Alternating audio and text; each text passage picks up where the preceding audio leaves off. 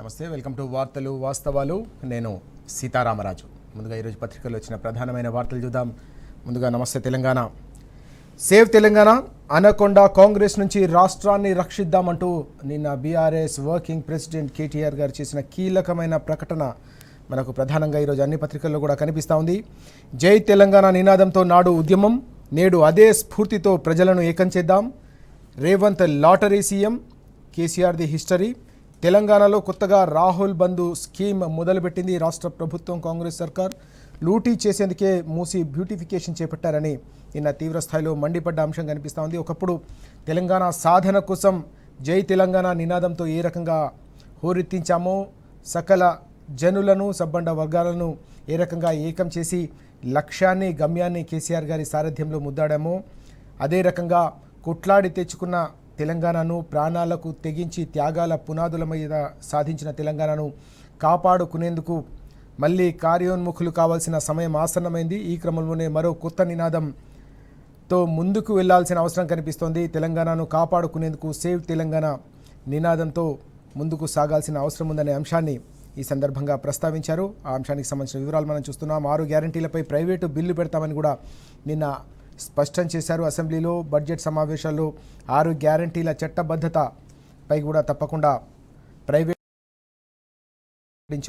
అన్ని రంగాలను అన్ని వర్గాలను కూడా కాంగ్రెస్ సర్కారు మోసం చేసింది. కేవలం హామీల అమలులో వైఫల్యం కాకుండా తెలంగాణ అస్తిత్వాన్ని, ఆత్మగౌరవాన్ని, తెలంగాణలో 10 ఏళ్ల పాటు కేసీఆర్ గారు కష్టపడి నిర్మించిన వ్యవస్థలను కూడా కుప్పకూలుస్తూ ఉన్నారు. ఒక్కో ఇటుక పేర్చి తెలంగాణను చక్కదిద్దుకుంటే దాన్ని మొత్తం విధ్వంసం చేస్తున్న నేపథ్యంలోనే తెలంగాణను కాపాడుకునేందుకు తెలంగాణ ప్రజలంతా కూడా ఏకం కావాల్సిన అవసరం కనిపిస్తుంది. బీఆర్ఎస్ సైనికులంతా కూడా సన్నద్ధమవుతున్న సందర్భాన్ని కూడా ఈ సందర్భంగా గుర్తు చేసిన అంశాన్ని మనం చూస్తూ ఉన్నాం.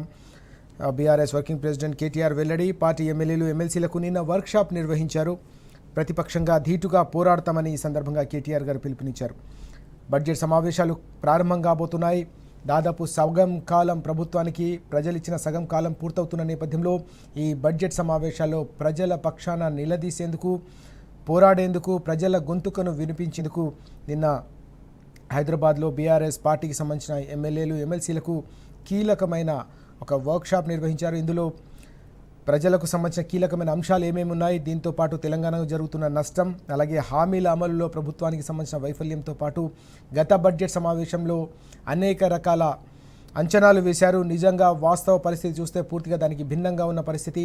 కేంద్ర ప్రభుత్వం విడుదల చేస్తున్న గణాంకాలు కావచ్చు, ఆర్థిక సంఘాలు కావచ్చు, ఆర్థిక వ్యవస్థలు విడుదల చేస్తున్న గణాంకాలు కూడా ప్రమాద గంటికలు మోగిస్తూ ఉన్నాయి. తెలంగాణ వృద్ధి పూర్తిగా రోజురోజుకు పడిపోతూ ఉంది. అన్ని రకాల ప్రభుత్వ ఆదాయాలు పడిపోతున్న ఈ తరుణం అంతా కూడా కేవలం తిరోగమన విధానాల వల్లే జరుగుతున్న నేపథ్యంలో వీటన్నిటినీ కూడా ప్రజల పక్షాన బడ్జెట్ సమావేశాల్లో ప్రభుత్వాన్ని నిలదీసేందుకు, కాంగ్రెస్ను ఎండగట్టేందుకు ఈ కీలకమైన వర్క్షాప్ నిర్వహించారు. ఈ వర్క్షాప్లో అనేక మంది పార్టీ నేతలంతా కూడా మాట్లాడి తమకు సంబంధించిన అభిప్రాయాలను పంచుకున్నారు, అనుభవాలను పంచుకున్నారు. దీంతో పాటుగా గారి ఆదేశం మేరకు జరిగిన ఈ సమావేశంలో రానున్న రోజుల్లో బడ్జెట్ సమావేశాల్లో పార్టీ అనుసరించాల్సిన వ్యూహం, బడ్జెట్ సమావేశాల్లో అనుసరించాల్సిన వ్యూహంపై కూడా విస్తృతంగా చర్చ జరిగిన అంశం ఈరోజు అన్ని పత్రికల్లో కూడా మనకు ప్రధానంగా కనిపిస్తూ ఉంది. ఇక దీంతో పాటుగా వెలుగుమట్లకు పట్టాలు, బీఆర్ఎస్ పోరాటం, దిగొచ్చిన ప్రభుత్వం అంటూ వార్త మనం చూస్తూ ఉన్నాం. వెలుగుమట్లలో చీకట్లో నింపిన ప్రభుత్వానికి సంబంధించిన వ్యవహారంపై కేటీఆర్ గారితో పాటు పార్టీకి సంబంధించిన నేతలంతా కూడా అక్కడ బాధితుల పక్షాన నిలిచి వారికి అండగా నిలిచిన సందర్భాన్ని మనం చూసాం. బాధితులకు బీఆర్ఎస్ పక్షాన తప్పకుండా ఈ ప్రభుత్వం గనక పట్టాలు ఇవ్వకపోయినా, ఇల్లు ఇవ్వకపోయినా తప్పకుండా బీఆర్ఎస్ హయాంలో బీఆర్ఎస్ అధికారంలోకి వచ్చిన తర్వాత వారందరికీ కూడా న్యాయం చేస్తామని ప్రకటించిన నేపథ్యంలో ప్రభుత్వంపై తీవ్ర స్థాయిలో ఒత్తిడి పెరిగిన పరిస్థితి. అన్ని వర్గాల నుంచి, ఓవైపు ప్రజాక్షేత్రం నుంచి, మరోవైపు ప్రధాన ప్రతిపక్షం నుంచి కూడా రోజు రోజుకు ఒత్తిడి తీవ్రమవుతున్న నేపథ్యంలోనే ప్రభుత్వం దిద్దుబాటు చర్యలకు దిగినట్టుగా కనిపిస్తోంది. బీఆర్ఎస్ పోరాటంతో దిగొచ్చిన సర్కార్ అంటూ ఈ వార్త మనం ప్రధానంగా చూస్తున్నాం. కూలగొట్టిన 412 ఇళ్లను తిరిగి కట్టించేందుకు సర్కారు సమ్మతి అంటూ ఈ వార్త కనిపిస్తోంది. బీఆర్ఎస్ పోరాటంతో భూదాన్ భూములు మళ్ళీ పేదలకే సొంతం. 811 దాదాపు 800కు పైగా అక్కడ కుటుంబాలు ఉన్నాయనే అంశం కూడా ఇక్కడ కనిపిస్తూ ఉంది. అయితే 400 మందికి మాత్రమే ఇప్పుడు భూములు ఇస్తామని చెప్పేసి ఇండ్లు కట్టిస్తామని ప్రభుత్వం చెప్పడం ఏదైతే ఉందో దానిపై కూడా బాధితుల్లో ఆందోళన వ్యక్తమవుతున్న పరిస్థితి కూడా మరోవైపు కనిపిస్తోంది. 311 కుటుంబాలకు భూదాన్ భూముల్లోనే పట్టాలు ఇండ్లు, మిగతా 101 మందికి సొంతూరులో స్థలాలు, ఇందిరమ్మ ఇండ్లు అంటూ ఈ వార్త. కేటీఆర్ గారి పర్యటనతో ఉధృతమైన ఉద్యమం, పాలకుల్లో గుబులు, నిర్వాసితుల పక్షాన సుప్రీంకోర్టుకు వెళ్లేందుకైనా సిద్ధమని చెప్పేసి కేటీఆర్ గారు ప్రకటించిన నేపథ్యంలో కాంగ్రెస్ సర్కారు ఉక్కిరిబిక్కిరైన పరిస్థితి. ఈ క్రమంలోనే ప్రభుత్వం దిద్దుబాటు చర్యలకు దిగింది. అయితే అందరికీ కూడా న్యాయం చేయాలనేది బీఆర్ఎస్ స్టాండ్గా కనిపిస్తోంది. కేవలం కొందరికి మాత్రమే న్యాయం చేసి మిగతా వారికి ఇంకా కూడా అన్యాయం చేస్తామంటే ఊరుకునే ప్రసక్తి లేదనే అంశాన్ని కూడా ఇప్పటికే స్పష్టం చేస్తున్న విషయం కూడా మనకు కనిపిస్తోంది. మరోవైపు బాధితులకు సంబంధించిన ఆవేదన, ఆక్రందన కూడా చూస్తున్నాం. ఈ ప్రభుత్వాన్ని వదిలిపెట్టం, మా బతుకులను రోడ్డున పడేసిందంటూ బాధితులు పూర్తిగా సకలం కోల్పోయి రోడ్డున పడ్డారు. చివరికి కట్టుబట్టలతో మిగిలారు. కనీసం వారికి సంబంధించిన వస్తువులను కూడా తీసుకునిచ్చే పరిస్థితి లేకపోవడంతో వారంతా కూడా ఆవేదన వ్యక్తం చేస్తున్న పరిస్థితి. బుక్కెడు బువ్వ కూడా తిననీయరా అని చెప్పేసి ఈ రకంగా వారు ఆవేదన వ్యక్తం చేస్తున్నారు. వారికి సంబంధించిన వివరాలన్నీ కూడా ఇక్కడ మనకు ప్రధానంగా కనిపిస్తూ ఉన్నాయి. అలాగే 2 రైతులు ఆత్మహత్య చేసుకున్న మరో బాధాకరమైన సంఘటన కూడా మనకు కనిపిస్తోంది. తెలంగాణలో అన్నదాతల మరణం మృదంగం మోగుతూనే ఉంది.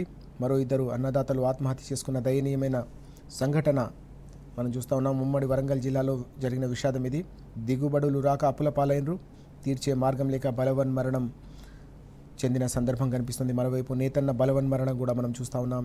2 నెలలుగా పనులు లేక మనస్తాపం చెందిన పరిస్థితి. యాదాద్రి జిల్లాలో విషాదం చోటు చేసుకున్న సందర్భం. రైతులకు, రైతన్నలకు, నేతన్నలకు ఉన్న భరోసా ఏదైతే బీఆర్ఎస్ హయాంలో కేసీఆర్ గారి సారథ్యంలో ఉన్న ఇప్పుడు లేకపోవడం, అధికారంలో ఉన్న పార్టీ ప్రభుత్వం పూర్తిగా తిరోగమన విధానాలతో వైపు వ్యవసాయ రంగాన్ని, మరోవైపు చేనేత రంగాన్ని కుప్పకూల్స్తున్న నేపథ్యంలోనే మరోసారి చావుడప్పు మోగుతోంది తెలంగాణ పల్లెల్లో. అత్యంత బాధాకరమైన విషయం. రానున్న రోజుల్లో ఇది పెను ప్రమాదాలకు ప్రమాద గంటికలు మోగిస్తున్న నేపథ్యంలోనే దీన్ని ఇప్పటికైనా అరికట్టాలనే ఆవేదన, ఆందోళన అన్ని వర్గాల్లో కూడా వ్యక్తమవుతోంది. ప్రభుత్వం ఇప్పటికైనా స్పందించి తెలంగాణలోని అన్నదాతల కష్టాలు, కన్నీళ్లు తీర్చాలనే డిమాండ్ ఇప్పటికే బీఆర్ఎస్ పార్టీ అన్ని వేదికలపై ప్రభుత్వంపై ఒత్తిడి పెంచే ప్రయత్నం చేస్తున్న సందర్భాన్ని కూడా మనం చూస్తూ ఉన్నాం. ఇక 9 నెలల్లోనే అప్పుల కుప్ప అంటూ మరో కీలకమైన వార్త కూడా మనకు కనిపిస్తోంది. 70,000 కోట్ల రుణం తీసుకున్న కాంగ్రెస్ సర్కార్ అంటూ ఈ కథనాన్ని మనం చూస్తున్నాం. అప్పు చేయడంలో దేశంలోనే 3వ స్థానం, 56,072 కోట్లతో 4వ స్థానంలో ఏపీ. రుణాల చెల్లింపు కోసం మళ్ళీ అప్పు. ఓపెన్ మార్కెట్ ద్వారా రుణాల సేకరణ పార్లమెంట్ వేదికగా కేంద్ర ప్రభుత్వం వెల్లడిస్తున్న పరిస్థితి. ఒకప్పుడు అభివృద్ధిలో అగ్రస్థానంలో నిలిచిన తెలంగాణ రాష్ట్రం బీఆర్ఎస్ హయాంలో ఇప్పుడు కాంగ్రెస్ అధికారంలోకి వచ్చిన తర్వాత అప్పులు చేయడంలో టాప్ ప్లేస్లో నిలుస్తున్న పరిస్థితి. తెలంగాణకు ఆర్థిక వ్యవస్థ పూర్తిగా ఒక్కొక్క నెలలో పూర్తిగా కుప్పకూలుతోంది. ఆదాయాలు పడిపోతున్నాయనే ఆందోళన ఒకవైపు, మరోవైపు అప్పుల భారం పెరగడం. 70,000 కోట్ల రుణం రాష్ట్ర సర్కారు కేవలం 9 నెలల్లోనే చేయడం, బడ్జెట్లో చెప్పిన అంకెల కంటే కూడా ఇంకా మించిన అప్పులు చేయడం అనేది ఇప్పుడు తెలంగాణ ఆర్థిక వ్యవస్థ కుదేలు చేస్తున్న వ్యవహారం అంతా కూడా పెద్ద ఎత్తున వివాదాలకు దారితీస్తున్న పరిస్థితి.